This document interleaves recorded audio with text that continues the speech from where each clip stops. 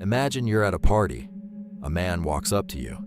He smiles. He holds eye contact. He makes you feel like you're the only person in the room. You think, this guy is incredible. This man killed 30 people. Throughout history, some of the most violent killers the world has ever seen were described by their victims, by their families, and even by the investigators who caught them, with a word that makes absolutely no sense: charismatic.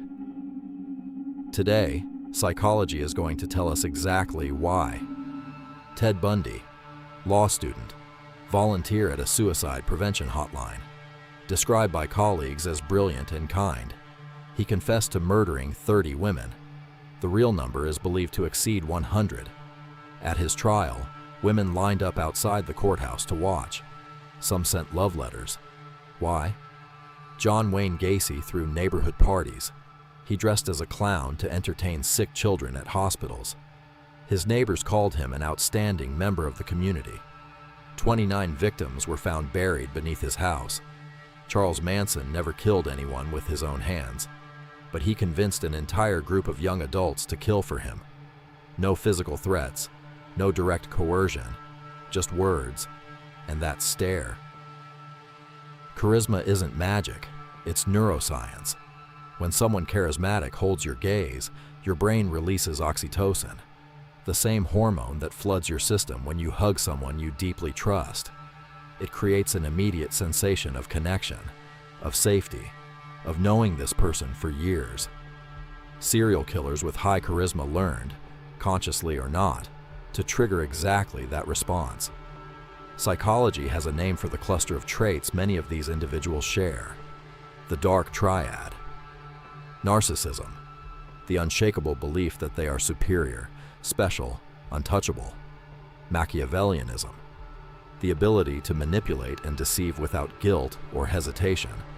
And the most disturbing, psychopathy, a near-total absence of empathy.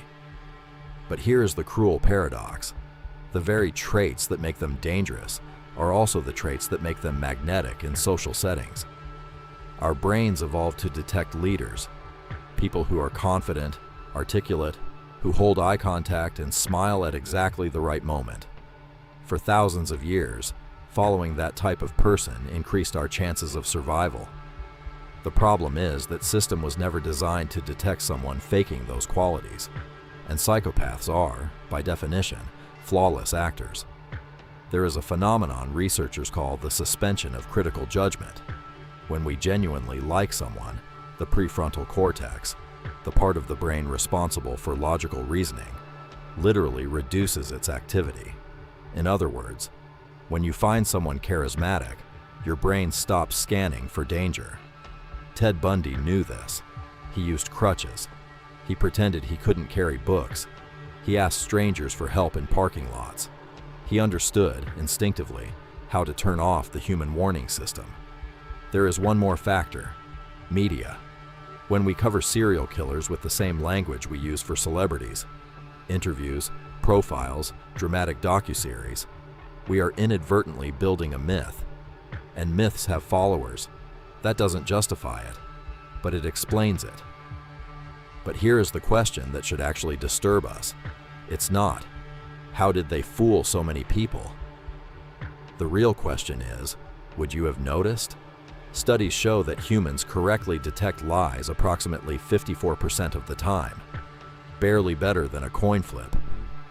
And when the liar is trained, charismatic, and makes you feel special, the rate drops. Forensic psychology has identified consistent patterns, not foolproof, but consistent.